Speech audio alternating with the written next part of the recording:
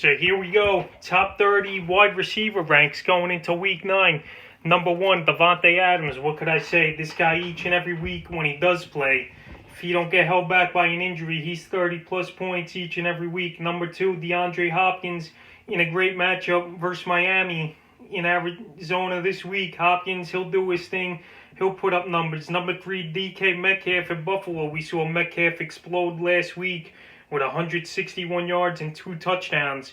But this week, he's got a tougher matchup versus Buffalo, but he's still my number 3 receiver. Number 4, Stephon Diggs has a dream matchup for wide receivers versus a weak Seattle Seahawks secondary. Jamal Adams, he might play in this game, but it doesn't matter. Stephon Diggs, he's going to do his thing and have a top 5 performance, and I rank him 4th here. Number 5, Julio Jones versus the Denver Broncos.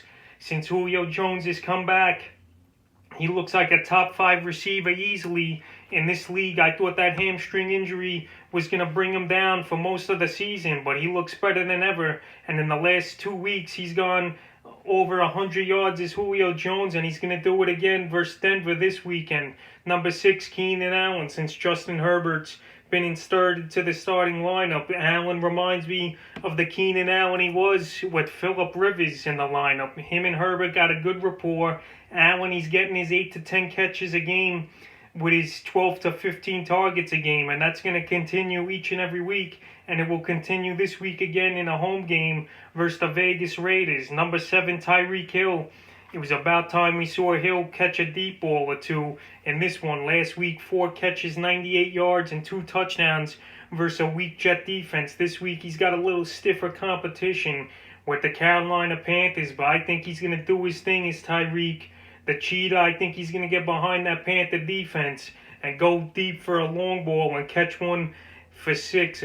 Number 8, Tyler Lockett, another beast on the Seattle Seahawks. Last week, a quiet game for me with these Seahawk receivers. It seems like they both don't eat in the same week. We saw Lockett a few weeks ago, 15 catches for 200 yards and 3 touchdowns. But this week, I think he'll get back on the radar with a good game, and I think it spreads out more versus this Buffalo defense in Buffalo. So Lockett's the 8th receiver. Number 9, Justin Jefferson. Just for whatever reason, I'm so high on this rookie receiver. He's a great receiver, good route runner. We've seen him have 2 blow-up games already this season of 35-plus fantasy points, and this week he's versus the Detroit Lions. He's back home in Minnesota, Jefferson. At home, he's just burning teams. That turf making the kid quicker.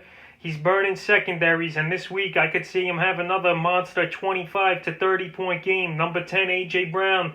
Mr. Consistency. He's got a touchdown in his last 3 games, and this Titan offense is feeding the big man, and he's a nightmare matchup for most defenses. This week, though, he does have a tough matchup versus a Chicago Bear team that only gives up 1 touchdown a game to wide receivers. But I think Brown, he's going to get one again in this one. He might only get you 40 or 50 yards, but he's going to get you the 6. So here's number 11, Adam Thielen. Him and Jefferson, a good 1-2 combo. But I feel like Thielen's been more inconsistent. The corners are rolling his way with Jefferson getting that one-on-one coverage. But this week, I think Thielen bounces back with a solid 15 to 20 point game in a game that's going to be a shootout between Detroit and Minnesota. Number 12, Scary Terry McLaurin of the Washington football team. This guy's one of the most underrated wide receivers in football. Great route runner and all. He's got a decent matchup versus the Giants, which he scored 12 fantasy points, I believe, in their Week 6 matchup. But this week, I think Terry's going to find the end zone.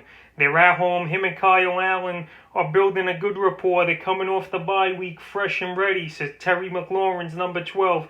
Number 13 is Will Fuller of the Houston Texans. And this guy surprised me this year. When he's on the field, he does a great job. And this year, he's been a fantasy starter receiver, a high-end number 2. And they didn't trade him at all. So I like him staying in Houston. You know, Deshaun's going to look for him early and often. He's got a cupcake matchup versus that weak Jacksonville Jaguar defense. And Fuller, he's going to have a nice game. He's my 13th ranked receiver. Number 14, Chris Godwin of the Tampa Bay Buccaneers. It looks like he's going to play after fracturing the finger and missing last week's game in Week 8 versus the New York Giants. But Godwin here, it's going to be a division matchup, a good shootout. The Saints, they give up points, and I think Godwin, He's going to put up a nice game with 7 or 8 catches for 90 yards, and he might find the end zone. Number 15, DJ Moore. A lot of people down on him in the fantasy world. But I think Moore, it was just a bad game last week of game flow and Bridgewater getting hurt, that he only had 2 catches for 55 yards. But this week his team's going to be trailing early and often is Carolina. And Moore, he's going to get open, I think, at that Kansas City Chiefs secondary. The game's in KC. I don't know how the weather will be, though. It changes week by week. Last week it was sunny versus the Jets. Then the week before that, when they played there, it was cold and muggy and rainy. So who knows? But DJ Moore, he's my 15th receiver. Number 16, Mike Evans. Tampa Bay Bucks versus New Orleans Saints. Evans 7 touchdowns on the year. The targets haven't been there. And when him and Godwin have played together, he just hasn't got the job done. But this week, I think it all clicks for this Tampa Bay offense. And Evans has a good game. Number 17, Allen Robinson of the Chicago Bears. We saw him have a couple poor games the last few weeks. But last week, he showed up with a nice diving catch in the back of the end zone. And he had a good game. And this week, versus suspect Tennessee Titan defense in Tennessee, I think Robinson, he might find the end zone once again. So he's my 17th wide receiver. Number 18, the rookie sensation Chase Claypool at the Dallas Cowboys. And this is a fantasy matchup of them all for Claypool. Dallas can't stop nobody. I know last week they looked decent versus Carson Wentz, but Big Ben, he's not going to make these mistakes. And Claypool, I could see him burning that secondary for a deep one, or even doing a jet sweep to the house. So he's the 18th receiver. 19, we're going back to that Carolina and Kansas City game, and that's Robbie Anderson. After coming off a down game last week, I think Anderson, he's going to get it going again at Kansas City, where the Panthers, they're going to be trailing, like I said, a lot in this game, where they're going to have to keep throwing the ball. And Robbie Anderson, he's had double-digit fantasy points in 7 out of 8 fantasy games this year. And it's going to be a 8th out of 9 this week. Number 20, Juju Smith-Schuster, back on the radar after struggling for a few weeks. But the last 2 weeks, he's had double-digit fantasy points. And this week, he's got another great matchup versus a weak Dallas Cowboy defense. So Juju, I think he could find the end zone in this one as well. You start all your Steelers, all right? Number 21, Michael Thomas. Who the hell knows with this guy? He's often injured. He don't want to play. He wants to play. He's beating teammates up, but supposedly he's coming back. On the practice report Wednesday, he did practice. So I'm putting him at 21 for now because I don't know what to expect. He's versus Tampa Bay, who's a pretty decent defense. But Thomas, he's going to help Breeze a lot out. Even if he's not going to do much in the deep game, he's going to catch underneath routes. So I'm going with Thomas at 21 if he plays. 22, Amari Cooper. Now with Garrett Gilbert at quarterback, the 4th quarterback of the season for the Dallas Cowboys starting. Who the heck knows what's Cooper going to do, or any of these Dallas guys.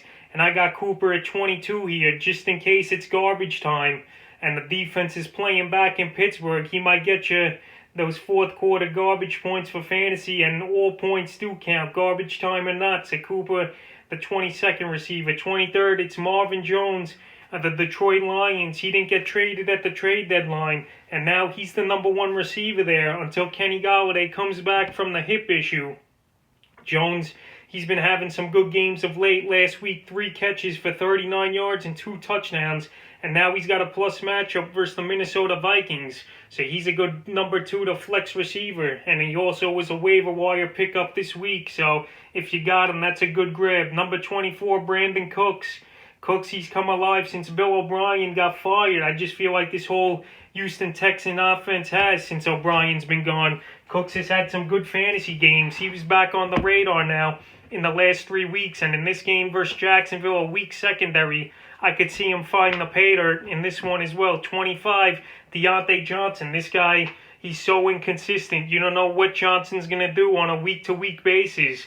And this week, I think he has that good game versus Dallas. Like I said, they can't cover no one. He's a good route runner and possession receiver. And I think he might even find the end zone as well. And then after this week, I would try to dump DeAndre Johnson high after he has a good game, because I just cannot trust him.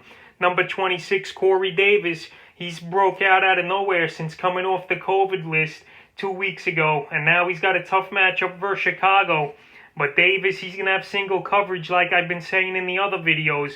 The attention's rolling to the guys in the box versus Henry, and A.J. Brown getting a lot of attention. So Davis is going to have one-on-one coverage, and maybe he could beat one to the end zone for a deep ball. Number 27, Jamison Crowder of the New York Jets. I don't know if he's playing, but if he is, the Jets, they're probably going to be getting blown out as usual versus the New England Patriots. But Crowder, he's a good possession receiver, and when he does play, he puts up a lot of points and gets a lot of targets. So he's my 27th receiver.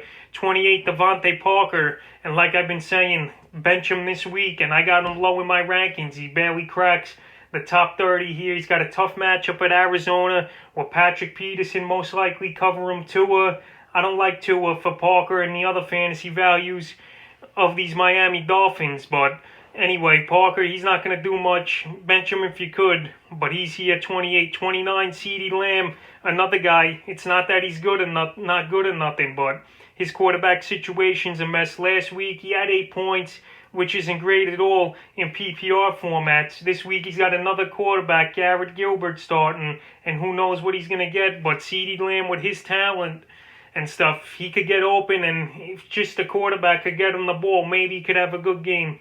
And number 30, the return of Antonio Brown of the now Tampa Bay Bucks. Brown supposedly in good shape and all. Arians likes him. He's staying with Tom Brady at his house. Brady helping him out last year in the one game he played with Brady. We saw Brown have a great performance in Miami. And this week, the bright lights are on. Sunday Night Football. Brown and Tampa Bay Bucks versus the New Orleans Saints. We'll see what Brown does, but I'm not going to start him right away. We got to see his role, how many snaps he plays.